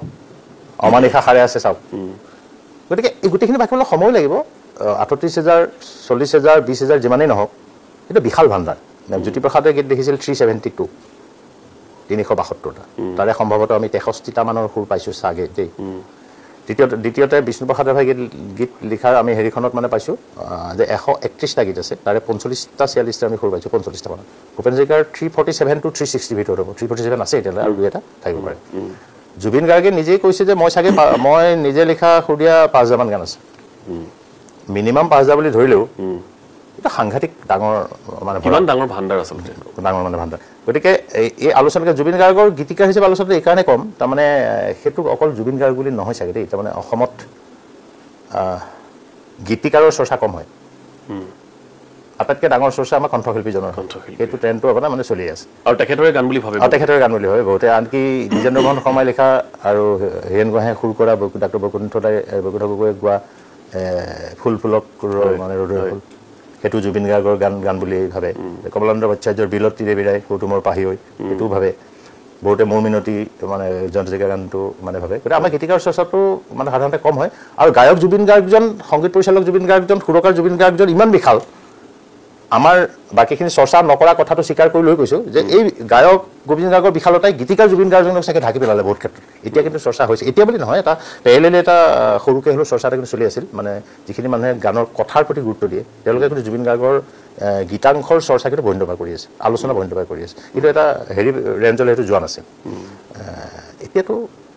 হ'ব চাগে আৰু চৰ্চাবিলাক লাহে লাহে কিন্তু এটা কথা এই আপুনি যে সংখ্যাৰ কথাটো ক'লে জুবিন গাৰ্গৰ ৩৮,০০০ গীত বুলি ইতিমধ্যে চৰ্চিত হৈছে বিশালে তেওঁৰ গীতসমূহ কালেকশ্যনৰো তেওঁ কামখিনি কৰি আছে বিশাল কলিতাই এই সংখ্যাটোক লৈ কিন্তু বহুত মানুহৰ আপত্তিও আছে বহুত মানুহে এইটো নেতিবাচকভাৱেও কয় যে এই সংখ্যাটো আচলতে ঠিক নহয় সঠিক নহয় বা ইমান গীত গোৱা সম্ভৱ নহয় এই ধৰণেও বহুতে ইতিবাচকভাৱে কোৱা মানি লোৱা মানুহখিনিও কৈ দিব নোৱাৰে যে ৩৮,০০০ গান এইটো এই গান টোটেল ইমান যিসকলে নহয় বুলি কৈছে তেওঁলোকেও মানে ক'ব নোৱাৰে কিমান বিশাল কলিতা নামৰ ল'ৰাজনে যিটো সংগ্ৰহালয় স্থাপন কৰিছে সেই সংগ্ৰহালয়টোৱে আমাক ইংগিত দিয়ে যে ৩৮,০০০তকৈ বেছি হ'ব পাৰে গতিকে কিমান গান গাইছেতো ওলাই যাব এইটো ইমান ডাঙৰ হেৰি নহয় এতিয়া জুবিন গাৰ্গৰ এই অনাকাংক্ষিত ঘটনাটোৰ পাছত কেইজনমান মানুহ মই এটা যিহেতু ৰাজহুৱাভাৱে ক'ব নোৱাৰি গতিকে মই নকওঁ যে কেইজনমান মানুহ এইটো কামতেই লাগি আছে কি লাগি আছে যে জুবিন গাৰ্গে লিখা আৰু সুৰ দিয়া গান কি জুবিন গাৰ্গে লিখা আৰু সুৰ দিয়া গানখিনি আমাৰ জুবিন সংগীত হ'ব হয় তো জুবিন গাৰ্গে নিজে গোৱা আৰু বেলেগে লিখা সেয়া গান কি জুবিন গাৰ্গে নিজে গোৱা আৰু বেলেগে লিখা আৰু সুৰ দিয়া সেয়া কি এইখিনি ক্লিয়াৰ হৈ গ'লে মই ভাবিছোঁ আৰু মই ভাবিছোঁ ৩৮,০০০ গাওক ৩৮,০০০ গাওক জুবিন গাৰ্গ সংখ্যাটো লৈ আমাৰ সংখ্যাৰ ৰেকৰ্ডটোক লৈ মই সেইটা বিশ্বাসী নহয় মই কিন্তু গানৰ ভাণ্ডাৰ বিশাল কিন্তু এতিয়া ৩৮,০০০ বুলি আমি কৈ দিব পৰা এটা পৰিৱেশ আহিছে ৩৮,০০০ নহয় বুলি কোৱাসকলে কিন্তু এইটো ক'ব পৰা নাই যে আচলতে কিমান সেইটো অৱশ্যে চিন্তা কৰিবলগীয়া কথা কেৱল সমালোচনা গতিকে ৩৮,০০০ জুবিন গাৰ্গৰ গান হ'লে আমাৰ লছটো ক'ত জুবিন গাৰ্গে গোৱা নাই কি মই জনাততো নিচুকনি গীত আৰু বিয়া গীত গোৱা নাই চাগে তাৰ বাহিৰে সকলোৱে ৪০টা ভাষাৰ গান ১৯,০০০ দিন জীয়াই আছিল ৩৮,০০০ গান গাইছে বুলি ধৰিলোঁ একদিনত এভাৰেজ গড়ে ২টাকৈ গান গাইছে এইটো সঁচাকৈ পৃথিৱীত ইয়াতকৈ বেছি গান গোৱা মানুহ কোনোবা হয়তো থাকিব পাৰে দেই একো মানে ডাঙৰ কথা নহয় আমাৰ অসমততো নাই এইটোতো সঁচা কথা হয় নহয় গতিকে জুবিন গাৰ্গক মই ভাবোঁ বুজি পাব লাগিলে জুবিন গাৰ্গৰ বিষয়ে সেই শুদ্ধ তথ্যখিনি অলপ সময় চাগে লাগিব কাৰণ কামখিনি কৰি আছে আৰু কষ্টকৰ কামৰ দীঘলীয়া কাম আৰু আমাৰ এটা কিন্তু প্লাছ পইণ্ট আছে এতিয়া আমি ভূপেন হাজৰিকাৰ বিষয়ে জানিব লাগিলে তেওঁক লগত থকা মানুহখিনি এতিয়া প্ৰায়খিনি নাই জুবিন গাৰ্গৰ লগত থকা মানুহ প্ৰায়খিনি আছে তাৰমানে অন্ততঃ তথ্য আমি ক খ গ ঘৰৰ মাজত তথ্য আমি আদান প্ৰদান কৰিব পাৰিম যে এইটো হয়নে নহয় সেইটো এটা আমাৰ কাৰণে কিন্তু প্লাছ পইণ্ট আৰু আগতে ইমান ডিজিটেলি মানে সংৰক্ষণ কৰাৰ কোনো হেৰি নাছিল এই যিটো ডিজিটেল প্ৰক্ৰিয়াটো আহি গৈছে আমি বহুত বস্তু আমি সেই ধৰণেও পাম মই ভাবোঁ এতিয়া গানৰ কিতাপ ওলাইছে বহুতত মই এখন দেখিছোঁ মায়া গানটো গীতিকাৰ বুলি লিখা আছে কপিল ঠাকুৰৰ নামত তো কিতাপ সেই হয়তো ক'ৰবাত ভুলকৈ ডাটা পাইছে নহ'লে মায়া মানে সেই আমাৰ মই যেতিয়া এই জীৱনৰ মায়া গৈছে বা আমাৰ ঠিক মানে যিটো হেৰি ভগৱানৰ লগত একাত্ম সেইকাৰণে ভাবিছে যে ডেকা ল'ৰাটো নিলিখে বয়সস্থ মানুহে লিখিব সেইকাৰণে চাগে দেউতাকৰ নামতেই মানে থৈ দিছে গতিকে সেই ধৰণৰ ভুলবিলাক কিন্তু আমি শুধৰাব লাগিব খুব ভাল কাম এটা কৰিছে গুৱাহাটী বিশ্ববিদ্যালয় যে এইবাৰ আন্তঃমহাবিদ্যালয় যুৱ মহোৎসৱত তেওঁলোকে জুবিন গাৰ্গৰ কণ্ঠৰ অসমীয়া আধুনিক গীতৰ প্ৰতিযোগিতা মই সেইটো কথা আপোনাক সুধিম আৰু আপুনি কামখিনি অলপ আগবঢ়াই দিয়াত নহয় অকল মই নহয় তেখেতসকলে এখন মানে মোৰ লগত যোগাযোগ কৰোঁতে মই ক'লোঁ যে এখন কমিটি আচলতে বনাই দিব লাগে এইটো অকলে কৰা কাম নহয় তেখেতসকলে এখন আমাৰ মোক ছাত্ৰ কল্যাণ সঞ্চালক ডক্টৰ ৰঞ্জন কুমাৰ কাকতি তেখেতে যোগাযোগ কৰিছিল তেতিয়া এখন কমিটি বনাই দিলে আমাৰ বিশিষ্ট হেৰি গীতিকাৰ কীৰ্তিকমল ভূঞা বিশিষ্ট সংগীত পৰিচালক সুৰকাৰ জে পি দাস মই আৰু বিশিষ্ট গীতিকাৰ সুৰকাৰ সংগীত পৰিচালক ইপচলাল বৰুৱা চাৰিজনক লৈ এখন মানে সেই কমিটি বনাই দিলে তেতিয়া আমাৰ এই বছৰৰ কাৰণে বা জুবিনে কিমান গান লিখিছিল কি এই কথাখিনি সম্পূৰ্ণ নোহোৱালৈকে জুবিন গাৰ্গৰ কণ্ঠ অসমীয়া আধুনিক গীত ৰূপেই সেইটো মানে চৰ্চাটো চলিছে আৰু শেহতীয়াকৈ মই দেখিছোঁ যে গুৱাহাটী বিশ্ববিদ্যালয়ে এই গানৰ প্ৰতিযোগিতা জুবিন গাৰ্গৰ কণ্ঠৰ গানৰ প্ৰতিযোগিতা যিখন SOP উলিয়াইছিল সেই SOPখন মতে বিভিন্ন ঠাইত প্ৰতিযোগিতা পাতাও মই দেখিছোঁ তাৰমানে মই পঢ়ি চাইছোঁ যে একেখন SOP এইটো এটা ছিষ্টেমেটিক কাৰণ এটা এটা বেলেগলৈ হয়তো এটা বিশ্ববিদ্যালয় পৰ্যায়ত জুবিন গাৰ্গৰ গানৰ অন্তৰ্ভুক্তিটো মই ভাবোঁ খুব আদৰণীয় ঘটনা আমি বিভিন্ন দিশত কথাখিনি পাতিছোঁ এতিয়া মই অলপমান যদি বৃহৎ পৰিসৰত আপোনাক এটা কথা সুধোঁ সেয়া হৈছে জুবিন গাৰ্গ এই মানুহজন এই সত্তাটো এই গোটেই আপুনি কোৱা ধৰণে তেওঁ এটা ইনষ্টিটিউশ্যন আছিলে নহয় জানো জুবিন গাৰ্গ কি কাৰণে ব্যতিক্ৰম আছিল বা কি কাৰণে গিফটেড আছিল বুলি আপুনি ভাবে কি কাৰণে অন্য কণ্ঠশিল্পীতকৈ বা অন্য যিসকল শিল্পী আছে তেওঁলোকতকৈ অলপমান স্পেচিয়েল অলপমান গিফটেড আছিল বুলি আপুনি ভাবে অলপমান যদি বৃহৎ মানে শিল্পীৰ তুলনাটো আচলতে বৰ টান কাম সঠিক কিছু ক্ষেত্ৰত এইটো শুদ্ধ আৰু সত্যও নহয় কিন্তু সেই শিল্পী কোনো শিল্পীৰ লগত তুলনা কৰাকৈ মই এটা কথা ক'ব খুজিছোঁ যে জুবিন গাৰ্গৰ আটাইতকৈ ডাঙৰ সম্পদ হ'ল তেওঁৰ কণ্ঠ আটাইতকৈ ডাঙৰ সম্পদ হ'ল তেওঁৰ সুৰ আটাইতকৈ ডাঙৰ কণ্ঠ হ'ল তেওঁৰ সংগীত আটাইতকৈ ডাঙৰ সম্পদ হ'ল জুবিন গাৰ্গ মানুহজন নিজে জুবিন গাৰ্গ ধনী মানুহ আছিল কিন্তু মানে অসমত গান গাই যে জীয়াই থাকিব পাৰি গানক এটা ইণ্ডাষ্ট্ৰীলৈ মই যেনেকৈ ক'লোঁ নতুন ল'ৰা ছোৱালীক যে গান অসমীয়া গান শুনিবলৈ তেওঁ আগ্ৰহান্বিত কৰিলে সেইটো জুবিন গাৰ্গৰ credit goes two Zubeen Garg গান গাই যে জীয়াই থাকিব পাৰি সেইটো এটা ডাঙৰ কথা আগতে আমাৰ দিনত এটা নিয়ম আছিল যে গান গোৱা ল'ৰাবিলাকৰ মানে বিশেষকৈ নাটক কৰা ল'ৰাবিলাকৰ প্ৰেম বহুত হয় বিয়া নহয় কাৰণ পইচা নাথাকে জুবিন গাৰ্গে সেই গোটেই হেৰিটোৱে তাৰমানে সলনি কৰি পেলালে গান গাই ধন ঘটি সৎ পথেৰে জীয়াই থাকিব পাৰি আৰু গোটেই গানৰ ইণ্ডাষ্ট্ৰিটোক গানৰ গোটেই হেৰিটোকে অসমীয়া গানৰ সেইটোক তেওঁ এটা সাংঘাতিক ধৰণে উদ্যোগলৈ মানে পৰিৱৰ্তিত কৰিলে আৰু নতুনক আদৰাৰ যিটো তেওঁৰ চেষ্টা জুবিন গাৰ্গে চিনেমা কাৰ চিনেমা কথা নাই কালি যদি আপুনি এখন চিনেমা কৰিলেহেঁতেন জুবিন গাৰ্গক যদি ক'লেহেঁতেন অকণমান কৈ দিয়ক মঞ্চত কিন্তু কৈ দিব যে মানৱ ডেকাই এখন চিনেমা কৈছে সকলোকে চাবলৈ আহ্বান জনালোঁ কুট কপটতা নথকা মানুহ আটাইতকৈ ডাঙৰ কথা অসম আৰু অসমীয়াক ভাল পোৱা ইমান সাংঘাতিক ইয়ালি গীতটো 7জনে নে 8জনে গাইছিল গেংষ্টাৰৰ আগত চালে কিন্তু প্ৰীতমৰ মানে পচন্দ হ'ল প্ৰীতমেও গালে তাৰপিছত জুবিন গাৰ্গক গোৱালে মাজত সম্ভৱতঃ গৌতম চক্ৰৱৰ্তী আছিল ইয়ালে গীতটো শিকাৰ পৰা গোৱালে কমপ্লিট ৰেকৰ্ডিঙত 1.5 ঘণ্টা সময় লৈছে জুবিন গাৰ্গৰ তাৰমানে টেকনিকেলি যিমানে কাৰক নহওক মানুহজনৰ যেতিয়া গানটোৰ প্ৰতি শ্ৰদ্ধা নাথাকিব তেতিয়া 1.5 ঘণ্টাত এটা গান শিকি লৈ বেলেগ ভাষাৰ গান এটা গাই দিব উলিয়াই দিব নোৱাৰে জুবিন গাৰ্গৰ দেউতাকে নিজে লিখিছে তেখেতৰ সেইখন কিতাপখনত যে তেওঁ 36টালৈকে গান একে ৰাতিতে কৰিছে মোৰ ব্যক্তিগত অভিজ্ঞতাত মই 36টা পোৱা নাই মই 21টালৈকে পাইছোঁ এক ৰাতিত 21টা আচ্ছা এক ৰাতি 21টা গান তাতেই কথাটো শেষ নহয় এই 21টা যে গানৰ মতে একেদিনা ইমান গান কিয় গাওঁ মই এবাৰ ব্যক্তিগত সুধিছোঁ কৈছে এইজন আহিছে অমুকৰ পৰা এইজন ধৰি লওক তিনিচুকীয়াৰ মানুহ এজন নগাঁৱৰ মানুহ এজন যোৰহাটৰ মানুহ হোটেলত থাকিব ইয়াত এৰাতি বেছিকৈ থকা মানে সিহঁতৰ খৰচ বাঢ়িব গাব পাৰেতো এটা বেলেগ কথা আৰু গোৱাটো এটা বেলেগ কথা জুবিন গাৰ্গৰ কাৰণে লাগিলে তেওঁলৈ 10 দিন ৰৈ থাকিল হয় এই কথাবিলাকো চিন্তা কৰে মানে সৰু সৰু কথাবিলাক তাৰ আৰু এটা মই কথা চালোঁ যে 21টা গান ভিতৰত বেলেগ বেলেগ আছে নহয় আধুনিক গীত আছে তাতে টোকাৰী গীত আছে দেৱীচা গীত আছে ভামিমনা গীত আছে তাৰ ফিলটো বেলেগ বেলেগ তাল মান লয় ৰাখি সকলোৱে টেকনিকেলি গান গাব পাৰে বহুতে পাৰে কিহৰ কাৰণে জুবিন গাৰ্গ বেলেগ জুবিন গাৰ্গে যি ক'ব খুজিছে সেয়া মানুহে বুজি পাইছে আৰু জুবিন গাৰ্গে প্ৰায় কৈছিল মোৰ ল'ৰাটোকো কৈছিল তেওঁ ফাংচনতো কৈছিল আমি মানে দুই-এটাত আমি জাজ কৰিছিলোঁ লগত জুবিন গাৰ্গৰ লগত আকৌ জাজ কৰিবলৈ টান মানে বিৰাট টান চবকে পুৰস্কাৰ দিব লাগে তাৰমানে কৈছে তহঁতে কেনেকৈ 3টাক দিয় সেই ধৰণৰ মানে ইমান কোমল চফ্ট গতিকে চাওঁতে তেওঁ কৈছিলে গান ডিঙিৰ পৰা নাগায় গান বুকুৰ পৰা গায় বুকুৰ পৰা গান গোৱা গানটো ডিঙিয়েদি ওলাইহে যায় তুমি বুকুৰ পৰা গান গাবা জুবিন গাৰ্গে বুকুৰ পৰা গান গাইছে আৰু গানটো বুজিছিলে মনেৰে আৰু মগজুৰে মই ভাবিছোঁ এইখিনি কথাৰ লগতে আৰু কেতবোৰ চাগে মানে থাকিব মই ঠাউকতে মনলৈ আহে এইখিনি কথা আৰু অসম আৰু অসমীয়াক লৈ যে তেওঁ বিৰাট মানে অহংকাৰ কৰিছিল স্বাভিমান আছিল কি ধৰণে কয় জুবিন গাৰ্গে অসমীয়া খানা ভাল পায় জুবিন গাৰ্গৰ প্ৰিয় খাদ্য মাছ জুবিন গাৰ্গে আমাৰ ইয়াত যেতিয়া আজিকালি যে আমাৰ বিয়া চিয়াত যে দিয়ে অসমীয়া বিয়াৰ নামতো আমাৰ খানা যিবিলাক যে সেইবিলাক গোটেইখিনি অনা অসমীয়া খানা সংস্কৃতিটো কেৱল গানতে নাই সংস্কৃতি পোচাকত আছে সংস্কৃতি খাদ্যত আছে আৰু খাদ্যটো খুব চেঞ্চিটিভ বস্তু মানে স্পৰ্শকাতৰ এতিয়া জুবিন গাৰ্গ অসমীয়া খানাৰ প্ৰতি সাংঘাতিক ধৰণে অনুৰক্ত জুবিন গাৰ্গে অসমীয়া খানা খাই বিৰাট ভাল শাক খাই ভাল পাইছিল মাছ খাই ভাল পায় মাংসটো সাংঘাতিক কেতিয়াও মানে হেৰি নহয় প্ৰিয় নহয় আৰু এনেও মানে জীৱ হত্যা বেয়া পাইছিল গোবিন্দাই যেতিয়া এই কামাখ্যা মন্দিৰত মহাবলী দিলে সেইটো মহাবলীৰ বিৰুদ্ধে কলকাতাত বেলেগ কথা এটা সাংঘাতিক লাইন কৈছিল তাত যে যদি স্বৰ্গলৈ যাবলৈ মন আছে যে গোবিন্দাই নিজে নিজক বলি নিদিয়ে এই লাইনটো কৈছিল তাত এইটো সাহসী লাইন বৰ এইটো একদম সাংঘাতিক ধৰণে সাহসী লাইন গতিকে মাতৃভাষা মাধ্যমত তেওঁ পঢ়া তেওঁ প্ৰথমতে ইংৰাজী মাধ্যমত দিছিল যদিও তেওঁ মন নকৰিলে দেউতাক পঢ়া শুনা বিচাৰি আছিল তাৰপিছত তেওঁ বাংলা মাধ্যমত পঢ়িলে কৰিমগঞ্জৰ পৰা আহি যেতিয়া বিজনীত তেওঁ পঢ়িলে তেওঁ ছমহীয়া পৰীক্ষা দি আহিছে বাংলা মাধ্যমত বছৰীয়া পৰীক্ষা দিছে কিন্তু অসমীয়া মাধ্যমত চোকা ল'ৰা আছিল কিতাপৰ পোক আছিল কিন্তু জুবিন গাৰ্গৰ ঘৰত এটা লাইব্ৰেৰী আছিল যেনেকৈ এটা বাঘ পুহিছিলে তেওঁ জু এখন আছিল মই অন্যতম সৌভাগ্যৱান মানুহ বুলি ভাবিছোঁ যে সেই বাঘটো আমি দেখিছিলোঁ আমি দেখিছিলোঁ আমি তালৈ গৈছিলোঁ তামোলপুৰ আৰু জুবিন গাৰ্গৰ সেই নিসংগতা জুবিন গাৰ্গৰ কিবা সেইবিলাকৰ কিন্তু বেলেগ বেলেগ ব্যাখ্যা হৈছে আকৌ মানে মই ভাবোঁ জুবিন গাৰ্গে পটকৈ ক'লে মোৰ 5খন ঘৰ কিন্তু মোৰ থাকিবলৈ ঘৰ নাই মই জনাততো জুবিনৰ 5খন ঘৰ কেতিয়াও নাই যোৰহাটৰ ঘৰখন ধৰিলে 1 কাহিলীপাৰ ঘৰখন ধৰিলে 2 খাৰঘুলি ঘৰখন ধৰিলে 3 আৰু ক'ত ঘৰ আছে জুবিন গাৰ্গৰ খেয়ালি শিল্পীবিলাক কোৱা কথাটো আপুনি পোনপটীয়াকৈ ব্যাখ্যা কৰি দিব নোৱাৰে শিল্পীবিলাক আমাৰ সাধাৰণ মানুহৰ নিচিনা নহয় তেওঁলোকৰ ক্ৰিয়েটিভিটি অনবৰত কুটকুটাই থাকে আনুষ্ঠানিকতাৰ বিৰুদ্ধে আছিল সদায় মানে জুবিন গাৰ্গ চোকা ল'ৰা কিন্তু এই 10টা বজাত মানে কলেজ গৈ 5টা বজাত ঘৰ অহাটো নহয় পৰীক্ষা হলত 3 ঘণ্টা বহি মানে পৰীক্ষা দিয়া মানুহজন নহয় স্থিতাৱস্থাৰ বিৰুদ্ধে ব্ৰাহ্মণ্যবাদ স্থিতাৱস্থা এইবিলাকৰ বিৰুদ্ধে কৈছিল বন্ধ খুটি বেয়া পাইছিল আবদ্ধ ঘৰ বেয়া পাইছিল এন্ধাৰ বেয়া পাইছিল এই গোটেই বস্তুখিনিৰ কাৰণে মই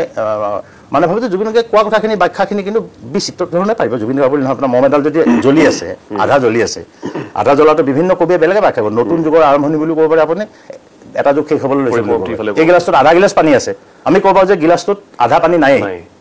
দেট ইজ নিগেটিভ এইটো নেতিবাচক ব্যাখ্যা ইতিবাচক ব্যাখ্যা কৰিব গিলাচটোত আধা পানী আছেই এইটো হৈছে ইতিবাচক ব্যাখ্যা না how to explain that's up to you আপুনি জুবিন গাৰ্গৰ কথা যিমানখিনি ক'লে এটা কথা আমি নিশ্চিত যে তেখেতক হয়তো আমাৰ অধিকাংশ মানুহে বুজি নাপালে বহুতেই বুজি নাপালে তেখেতৰ সৃষ্টিকেই হওক বা তেখেত মানুহজনকেই হওক কিন্তু আপোনাৰ তেখেতৰ সৈতে আৰু এটা সম্পৰ্ক আছে আমি গম পাইছিলোঁ সেইটো হৈছে তেখেত আপোনাৰ সখী আছিল অলপমান কথা এটা বেলেগ কাহিনী সখী হিচাপে তেখেতক নিযুক্তি দিয়া হৈছিল তেখেতে জইন নকৰিলে মানে কথাটো এই ধৰণৰ আমাৰ বেটছৰ ভিতৰত সম্ভৱতঃ প্ৰথমে হ'ম চাগে প্ৰথম মই দিয়া পাইছোঁ 1998 মই অলপ সৰু পৰা হেৰি চেৰি হৈছিলোঁ ছেক্ৰেটাৰী হোৱা স্কুলত জেনেৰেল ছেক্ৰেটাৰী আছিলোঁ কলেজত জেনেৰেল ছেক্ৰেটাৰী ইউনিভাৰ্চিটিত আছিলোঁ ছেক্ৰেটাৰী এতিয়া মই অলপ ফ্ৰেণ্ড চাৰ্কলটো ডাঙৰ সেইখিনি এটা কওঁতে জুবিন গাৰ্গে আকৌ মই তেজপুৰ কলেজৰ জেনেৰেল ছেক্ৰেটাৰী হৈছিলোঁ 1988 জুবিন গাৰ্গে মোক কিন্তু খুব বেয়াকৈ গালি পাৰিছিল কি কাম নাই আৰু পলিটিক্স কৰোঁ যে এইটো মানে থাৰ্ড ক্লাছ বস্তু এইটো একে মানুহটো মই 92ত যেতিয়া গুৱাহাটী ইউনিভাৰ্চিটি মিউজিক ছেক্ৰেটাৰী হ'লোঁ তেতিয়া জুবিন গাৰ্গে ক'লে যে এইটো ঠিকে আছে এইটো মানে মিউজিকেল পলিটিক্স এইটো পাৰি আৰু এইটো গানৰহে কাম কৰিবি ইটছ অ'কে যে নহওক তাৰপিছত মই 5জন সখী মাতিলোঁ এজন মোৰ LP স্কুলৰ বন্ধু এজন মোৰ হাইস্কুলৰ বন্ধু এজন মোৰ কলেজৰ বন্ধু এজন মোৰ বিশ্ববিদ্যালয়ৰ বন্ধু এজন মোৰ সংগীতৰ বন্ধু 6জন মাতিব হৈছিলোঁ মই আচলতে ডিবেটতো জড়িত আছিলোঁ কিন্তু পিছত কিবা জুৰীয়া সংখ্যা নাপায় তেনেকুৱা হ'ল মুঠতে 5জন লাগে নহ'লে 3জন লাগে এনেকুৱা হ'ল 5জনতে ৰাখিলোঁ জুবিন গাৰ্গো যাব আৰু জুবিন গাৰ্গ মোৰ বিয়া আছিল 98 বাহিৰতে চালি পালে তেতিয়া তোৰ মোবাইল ফোন নাই লেণ্ডফোনেদি ফোন কৰিলে বাহিৰতে পাইছোঁহি 5:30 নে 6টা বাজিছে সন্ধিয়া মই দৰা যোৱা লগ্ন থাকে নহয় 10:30 ইন বিটুইন 10:30 আছিলে যাম মই পৰঠা এখন খাই লওঁ ভোক লাগিছে ঠিক আছে খাই লওঁ জুবিন গাৰ্গ গৈ নাপালে মানে জুবিন ভূটান গুচি গ'ল বাহিৰলৈ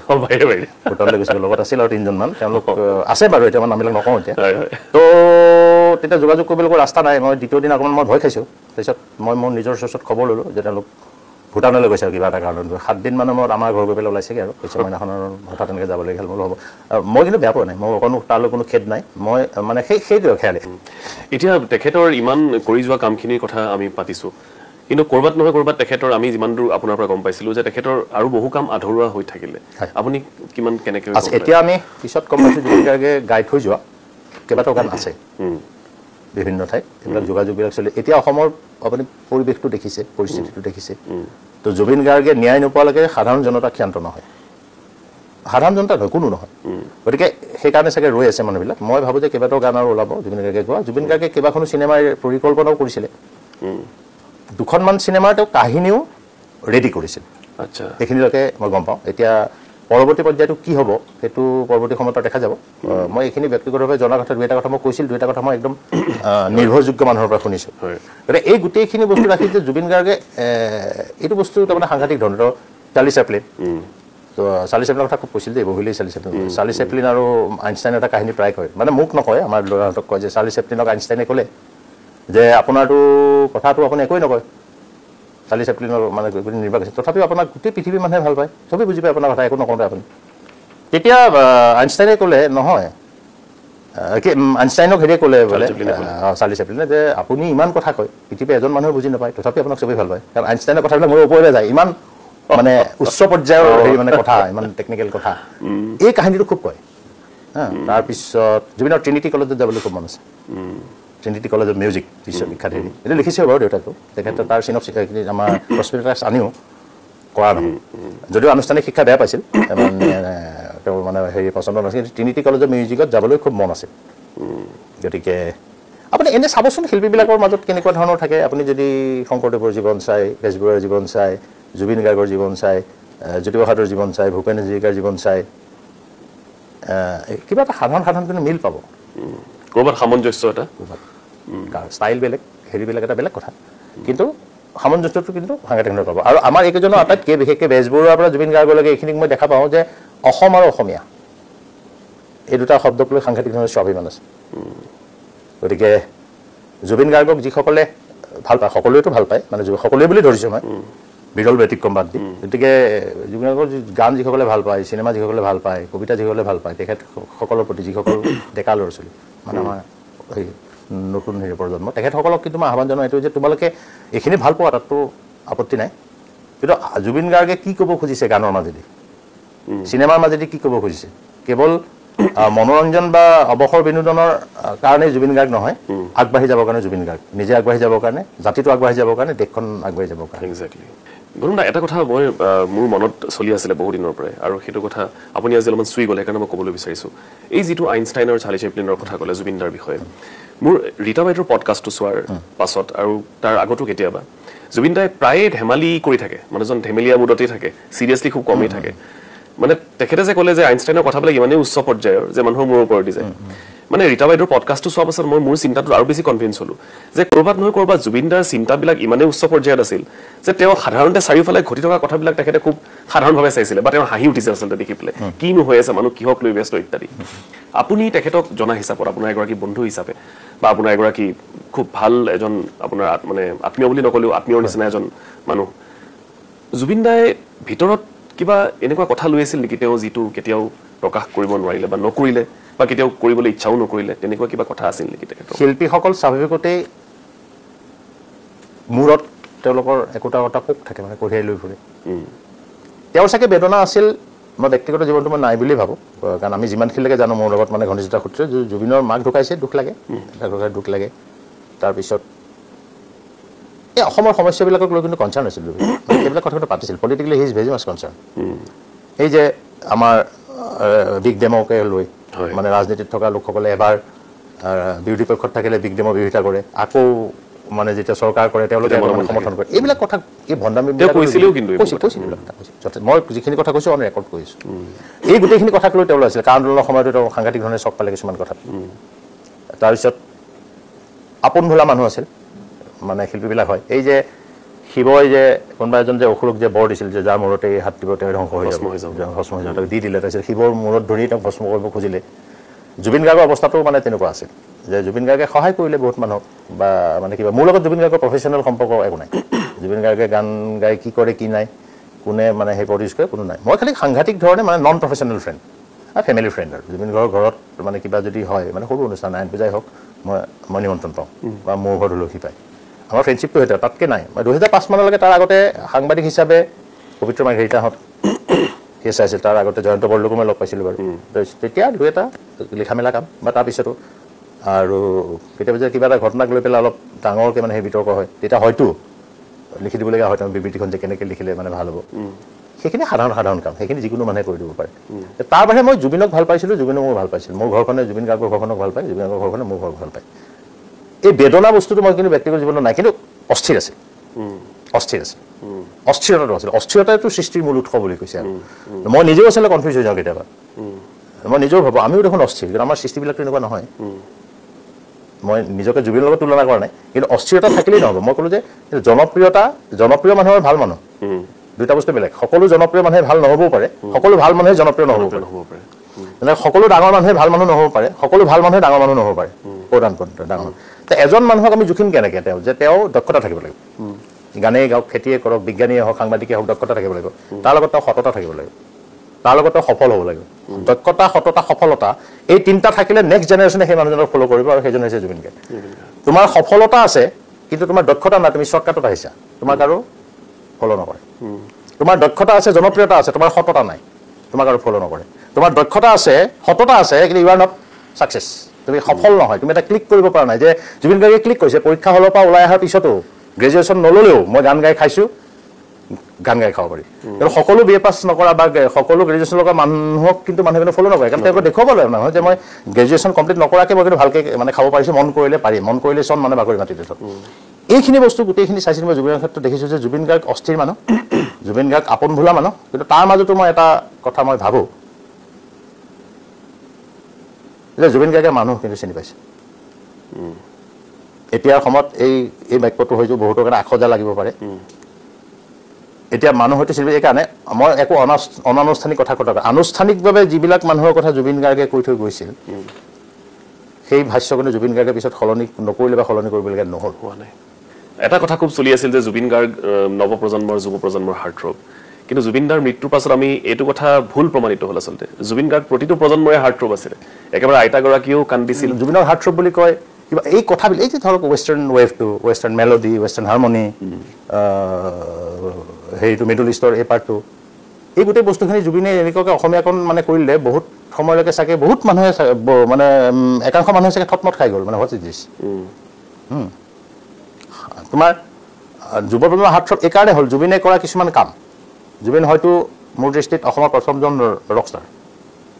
ফাৰ্ষ্ট ৰকষ্টাৰ অফ আছাম আৰু নৰ্থ ইষ্টৰ চাগে তেখেত অগ্ৰগণ্য হ'ব প্ৰথমো মানে হ'ব পাৰে দেই মঞ্চত কেতিয়াবা শুই দিছে খুটাত কেতিয়াবা বাগৰিছে মানে খুটাত কেতিয়াবা মানে উঠিছে চোলা খুলি দিছে কেতিয়াবা খং উঠি পেলাই ভেৰু পেলাই দিছে মাইক্ৰফোন এইবিলাকৰ সমালোচনা হৈছে আমি সংবাদ মাধ্যমৰ মানুহ হিচাপে আমিও দেখিছিলোঁ কিন্তু সেইবিলাক আকৌ নতুন ল'ৰা ছোৱালীবিলাকে বাহিৰত দেখিছে যে ৰকষ্টাৰবিলাকে কিন্তু এনেকুৱা কৰে এইটো সাংঘাতিক আনকমন কাম এটা কৰা নাই মই সেই কৰিবলগীয়া কামখিনি কিন্তু মই ছাপোৰ্ট কৰা নাই মই যুক্তিটোহে বুজাবলৈ চেষ্টা তেওঁলোকৰ মগজুত চলি থকা তেওঁলোকে সেই বস্তুটো ইমান চিৰিয়াছলি লোৱা নাই আমি বয়সস্থবিলাকে কিন্তু চিৰিয়াছলি লৈছোঁ মানে আমাৰ বয়সৰ বা তাতকৈ ওপৰৰ কাৰণে সেইকাৰণে অকল জুবিনক ভাল পাওঁ বুলি কোৱাটো লাহেকৈ কৈছিলোঁ কিমান দিনলৈ লাহেকৈ ক'ব এই মানে গ্ৰহণযোগ্যতাটোতে to be or not to be হৈ আছে এই মই আপোনাক যিখিনি কথা কৈছোঁ এইটো 100% মোৰ ব্যক্তিগত অনুভৱ ইয়াতকৈ হয়তো বেলেগে ব্যাখ্যা কোনোবাই দিব পাৰে কিন্তু মই ভাবোঁ যে এনেকুৱাও হয় চাগে কাৰণ মোৰ এটা সুবিধা আন 10জনতকৈ চাগে আছে এইকাৰণে যে সাংবাদিক হিচাপে মই বাকী মানুহে কি ভাবে সেইটো এটা গম পাওঁ আন 10জনতকৈ মানে বেছি পাওঁ আৰু জুবিন গাৰ্গেনো কি ভাবি কৈছিল সেইটো এটা গম পাওঁ আন 10জনতকৈ হয়তো বেছি পাওঁ গতিকে এই গোটেইখিনি মিলাই মই দেখিছোঁ যে পিছত জুবিন গাৰ্গে দুই এটা ব্যাখ্যা কিন্তু দিছে তেওঁ খুটাত কিয় বগালে তেওঁ মানে হেৰি শুবলগীয়া কি হ'ল ব্যাখ্যা দিছে খুব মানে একেবাৰে ইমিডিয়েট নেক্সট কিন্তু দিয়া নাই পিছত দুই এটা ঘটনা অলপ মিছ আণ্ডাৰষ্টেণ্ডিং হৈছে বাৰু কিবা কিবি বিশাল হেৰি ধুমুহা আহিলে গছ ভাঙিবই হা কিন্তু সেই ধুমুহা আহিলে গছ ভাঙিব বুলি আপুনি বৰদৈচিলাক অস্বীকাৰ কৰিব নোৱাৰে অসমীয়া সমাজ সংস্কৃতি বৰদৈচিলা আদৰণীয় সদায় গালিয়ে পাৰে লাগিলে কিন্তু আদৰণীয় নাহিলেও কয় যে নাহিল কিয় কুলিয়ে কিয় মাতা নাই বৰদৈচিলা কিয় অহা নাই কয় গতিকে জুবিন হৈ থাকি যাব আৰু এতিয়াতো আৰু সেইবিলাকতো নোহোৱা হৈ যাব সেইবিলাক এটা নোহোৱা নাইকিয়া হৈ যাব অনুষ্ঠানটো শেষ কৰিব লাগিব শেষত মই এটা কথা আপোনাৰ পৰা জানিম যে আপোনালোকে ইতিমধ্যেই আপুনি যিটো কথা কৈছিলে যে জুবিন সংগীতৰ এটা প্ৰচেষ্টা ষ্টাৰ্ট হৈছে আৰম্ভ হৈছে এতিয়া ইয়াৰ বাহিৰেও জুবিন দা যিহেতু নাই সেই লেগেচিটো জীয়াই ৰাখিব লাগিব আমি প্ৰত্যেকগৰাকীয়ে যিসকলে দায়বদ্ধতাৰে জুবিন গাৰ্গৰ সৃষ্টিখিনিক লৈ হয়তো আমি কনচাৰ্ণ কেনেধৰণে কামখিনি আগবাঢ়িব লাগিব অসমখন এনেকুৱা এখন দেশ ৰাজ্য যে অসমত অসমীয়া নজনাকৈ ভিচিও হ'ব পাৰে ডিচিও হ'ব পাৰে পৃথিৱীত ক'তো বিচাৰি নাপাব এনেকুৱা কথা যাৰ ভাষা হেৰাই গৈছে বেলেগ কথা আমি হ'লো ভাষিক জাতীয়তাবাদৰ দেশ সৰু দেশ 3 কোটি 4.5 কোটি মানে হেৰি মানুহ আমাৰ কাৰণে ভাষাটো খুব ইম্পৰ্টেণ্ট শান্তি নিকেতনত সকলো বিষয়ৰে ছাত্ৰ ছাত্ৰীয়ে 50 নম্বৰ এখন কুৱেশ্যন পেপাৰ ফেচ কৰিব লাগে কোৰ্চ কৰিব সেইটো ঠাকুৰ ষ্টাডিজ ৰবীন্দ্ৰনাথক নজনাকৈ শান্তি নিকেতনৰ পৰা ওলাই আহিব নোৱাৰি আমাৰো শংকৰদেৱক নজনাকৈ গুৱাহাটী বিশ্ববিদ্যালয় ৰেগুলাৰ বিশ্ববিদ্যালয় মাষ্টাৰ ডিগ্ৰী লৈ যাব পাৰে আমাৰ আপত্তি একো নাই এইটো হৈছে খুব দুৰ্ভাগ্যজনক কথা জুবিন গাৰ্গক জানিব লাগিলে জুবিন গাৰ্গে ভাল পোৱা অসমখনক ভাল পাব লাগিব জুবিন গাৰ্গে ভাল পোৱা প্ৰকৃতিক ভাল পাব লাগিব জুবিন গাৰ্গে ভাল পোৱা অসমীয়া ভাষাটোকো ভাল জুবিন গাৰ্গে he knows English very well ইংৰাজী খুব ভাল জানে জুবিন গাৰ্গে অসমীয়া মাধ্যমত পঢ়ি মই আৰম্ভণিতে কৈছোঁ যে অসমীয়া মাতৃভাষা মাধ্যমত পঢ়ি যে পৃথিৱী জয় কৰিব পাৰি এইটো একদম সন্দেহাতীত ধৰণে প্ৰমাণ কৰিছে জুবিন গাৰ্গে ইংৰাজী মাধ্যমত পঢ়িলেহে ইংৰাজী গান গাব পাৰি গানে কি আনে গানটো তৎমুহূৰ্তত ট্ৰেঞ্চলেট কৰিলে গালে গুৱাহাটী ইউনিভাৰ্চিটিত গ'ল্ড মেডেল পালে যিটো আছিল তেতিয়া আছিলে বিবৰুৱা ছাত্ৰ, যিটো মই ভাবোঁ যে জুবিনৰ সাংগীতিক জীৱনৰ এটা অন্যতম টাৰ্ণিং পইণ্ট। জুবিনৰ দৰ্শনটো বুজি পাব লাগিব। পাঠ্যক্ৰমত অসমৰ সংস্কৃতিৰ, অসমৰ সমাজৰ বিষয় অন্তৰ্ভুক্ত হওক। সকলো ভাষা অসমত পঢ়া যিকোনো মানুহ, ইংৰাজী মাধ্যমত পঢ়ক, হিন্দী মাধ্যমত পঢ়ক, শংকৰদেৱকতো জানিব লাগিব না, জ্যোতিপ্ৰসাদক জানিব লাগিব, জুবিন গাৰ্গকো জানিব লাগিব। অকলে জুবিন গাৰ্গক আকৌ বুজিবলৈ কষ্ট হ'ব, টান হ'ব। এই জাৰ্ণিটো চৰ্যাপদৰ পৰা মানে শংকৰদেৱ হৈ, বেজবৰুৱা হৈ, জ্যোতি, বিষ্ণু, পাৰ্বতী, ভূপেন্দ্ৰ আহি জুবিন, এই বস্তুটো আচলতে মই ভাবোঁ যে পাঠ্যক্ৰমত অন্তৰ্ভুক্ত হ'ব লাগে এইকাৰণে যে এই মানুহবিলাকক যদি নাজানো, অসমৰ বিষয়ে, অসমৰ সাহিত্যৰ বিষয়ে, সংগীতৰ বিষয়ে, সংস্কৃতিৰ বিষয়ে আমাৰ পৰৱৰ্তী প্ৰজন্মই ভালকৈ নাজানিব। নাজানিলে কি হ'ব, আমি ঠেৰু নোহোৱা মানে বেঙেনা নিচিনা হ'ম, আমাৰ ৰুটটো নোহোৱা হৈ যাব। বেক টু দি পেভিলিয়ন, পথাৰলৈ যে ঘূৰি যাব লাগে, পাকঘৰলৈ যে ঘূৰি যাব লাগে, অমুকলৈ যে ঘূৰি, ইতিমধ্যে আমাৰ কিন্তু লৈ গ'ল। আমাৰতো সাজ পোছাক বাৰু সেইটো মানে পৃথিৱীৰ, আমাৰ অসমীয়া খাদ্য এতিয়া অসমীয়া মানুহৰ কাম কাজত নাই। আপুনি অসমীয়া বিয়া খালে, অসমীয়া মানে কিবা খালে, আপুনি যিখিনি খাদ্য খাব তাত এবিধো অসমীয়া, খুব বেছি মানে হেৰি এটা দিব পাৰে, সেই আপোনাৰ গৰৈ মাছৰ পিটিকা এটা। এইটো বিভিন্ন কাৰিকৰী কাৰণ আছে তাৰে। তো আমি পিঠা কিনিব লাগে দোকানৰ পৰা, গামোচা আহে মাদ্ৰাজৰ পৰা, তাৰ অৰ্থনীতি গুচি গৈছে, পথাৰ গুচি গৈছে, বজাৰ গুচি গৈছে। অলপ চলপ কোনোবাই বেক কৰিবলৈ চেষ্টা কৰিলে বেলেগ কথা, কিন্তু ভাষাটো আমাৰ ঠিক মিডল ষ্টেজত আছে। যাওঁ টানে এইটো হৈ আছে। ভাষাটো ৰাখিবৰ কাৰণে আমাক যিসকল সেনাপতি লাগিব, তাৰে এজন অন্যতম ডাঙৰ সেনাপতি জুবিন গাৰ্গ। জুবিনক বুজি পাব লাগিলে ভাষাটো বুজি পাব লাগিব, পোচাক পৰিচ্ছদ কি আমাৰ খাদ্য সম্ভাৰ মানে বুজি পাব লাগিব, মাঘ বিহু কোন মানে কেতিয়া হয়, মাঘ বিহুত কি কৰে সেইটো জানিব লাগিব। আৰু জুবিন গাৰ্গৰ প্ৰতি মোক সেইদিনাখন তাৰমানে সুধিছিলোঁ, মই কোৱা নহ'ল, মোক খেদ নহয় আক্ষেপ থাকে। জুবিন গাৰ্গক মই এটি ডাঙৰ আচলতে প্ৰস্তাৱ দিছিলোঁ, যিটো মই ভূপেন দাকো কৈছিলোঁ। মই কৈছিলোঁ অসমত জন্মদিনৰ গান নাই, আমি জন্মদিন নাপাতো, বাৰ্থডে পাতো। আগতে মাহঁতে আমাৰ জন্মদিন বুলি ক'লে জন্মদিনেই পাতিছিলে, এতিয়া বাৰ্থডে হৈ গ'ল। তো হেপী বাৰ্থডে টু ইউ গানটো এইটো অসমীয়া ভাষাৰ গান নহয়। ইংৰাজীৰ প্ৰতি মোৰ বিদ্বেষ নাই দেই, মই ইংৰাজী সাহিত্যৰ ছাত্ৰ, মই স্নাতকোত্তৰ ডিগ্ৰী হেৰি কৰিছোঁ, কিন্তু মই বুজি পাইছোঁ ইংৰাজীবিলাক কিয় মানে পৃথিৱীৰ অন্যতম শ্ৰেষ্ঠ জাতি, ভাষাটো সাংঘাতিক ভাল পায়, সংস্কৃতি সাংঘাতিক ভাল পায়। গতিকে মই কৈছিলোঁ জন্মদিনৰ গান এটা লাগে ভূপেন দা। এতিয়া ইমান ভয় লাগে মানে ভূপেন দাক, নহ'লগৈ বাৰু বিভিন্ন কাৰণত নহ'ল। জুবিন গাৰ্গক মই সেইটো কথা মানে পাৰিলোঁ, লিখিম বুলি কৈছিল, কিন্তু গানটো নাই মানে মোৰ ল'ৰাটো বা আপোনাৰ ল'ৰাটো বা আপোনাৰ ভণ্টিৰ জন্মদিনত আমি যাতে হেপী বাৰ্থডে টু ইউটো গাব নালাগে, অসমীয়া গান এটা যাতে থাকে। মই যে আগলৈ যি আহিব নতুন মানে প্ৰজন্ম সেইটো কৰিব। মই নিজে অলপ ভাষাক লৈ বেছি কনচিয়াছ কাৰণে ক'ব নোৱাৰোঁ, বা জুবিনক লগ পোৱাৰ পিছত মই ভাষাক লৈ পেলাই আৰু বেছি হেৰি হ'লোঁ, তাৰমানে স্পৰ্শকাতৰ মানে হ'লোঁ। মই আনৰে লগতে অসমতে যদিহে নেবাচে বাৰু ক'তনো বাচিব, মোৰ আইক ভাল পাওঁ বুলিলে আনৰ আইক জানঘীন কৰাটো বুজাব। ভূপেন হাজৰিকাৰ এই শাৰীটো মই খুব ভাল পাওঁ, আমি অসমীয়া নহয় দুখীয়া। গতিকে পোনপটীয়াকৈ ক'ব গ'লে নতুন প্ৰজন্মই জুবিনক জীয়াই ৰাখিব, তাত কোনো সন্দেহেই নাই। কিন্তু মোৰ সকলোৰে প্ৰতি কৰজোৰে মিনতি এইটোৱে, নতুন মানে সকলোৰে প্ৰতি, যে তোমালোকে জুবিনক কেৱল গায়ক হিচাপে জীয়াই ৰাখি মানে ক্ষান্ত নকৰিবা, জুবিনক অসমীয়া জাতিৰ হৃদস্পন্দন হিচাপে জীয়াই ৰাখি। অসমৰ কথা ক'লে ধেমালিকে ভূপেন দাই এটা কথা কৈছিল যে 3টা বি থকা মানে অসমীয়া যদি মৰণ নাই, B for Brahmaputra, B for Bihu and B for Bhupen Hazarika. জুবিনেও কৈছিল খুব ধেমালিকে যে 3টা বস্তুৰ কাৰণে অসম বিখ্যাত, এটা অসমৰ চাহ,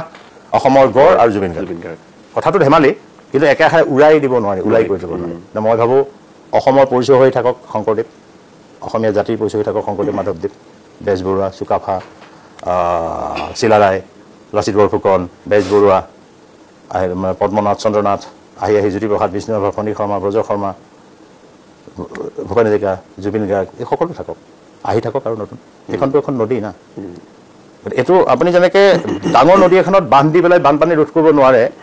ঠিক তেনেকৈ সংস্কৃতিৰ খুঁটিটো আপুনি ৰখাই দিব নোৱাৰে। জুবিন গাৰ্গৰ কামৰ ব্যাখ্যাটো আমি এতিয়া যেনেকৈ কৰি আছোঁ, 100 বছৰ পিছত ইয়াৰ ব্যাখ্যাটো সাংঘাতিক বেলেগ হৈ যাব পাৰে। মই সমানে ধন্যবাদ জ্ঞাপন কৰিছোঁ, যথেষ্ট সময় আমাক দিলে আপুনি। আৰু মোৰ মনৰ ভিতৰত যিখিনি খুদুৱনি আছিল আপোনাৰ পৰা অলপ জানিবলৈ চেষ্টা কৰিলোঁ। আমি আশা কৰিছোঁ যে দৰ্শকসকলে আৰু কিছু নতুন কথা জানিবলৈ পালে জুবিন গাৰ্গৰ বিষয়ে, তেওঁলোকৰ প্ৰিয় শিল্পীগৰাকীৰ বিষয়ে, আৰু লগতে জুবিন গাৰ্গৰ দৰ্শনটোক লৈ মানুহৰ যিহেতু মনত কিছু খুদুৱনি আছিল, গতিকে সেইখিনি আজি শৰ্মা ডাঙৰীয়াৰ কথাখিনিৰ পৰা, বা জুবিন গাৰ্গ মানুহজনো আচলতে আছিল কি, তেওঁ কেনেধৰণে তেওঁৰ সৃষ্টিক আগুৱাই লৈ গৈছিল, বা তেওঁৰ সৃষ্টিক আমি কেনেধৰণে চাব লাগে, তাৰ এটা নতুন স্কোপ আমি নিশ্চয় আজি পাইছোঁ। মই আকৌ এবাৰ আপোনাক ধন্যবাদ জ্ঞাপন কৰিছোঁ আমাক অলপ সময় দিয়াৰ বাবে। আৰু ইয়াৰ লগে লগে আজিৰ হেশ্বটেগৰ পৰা মই মানস পৰিণয় বিদায় লৈছোঁ।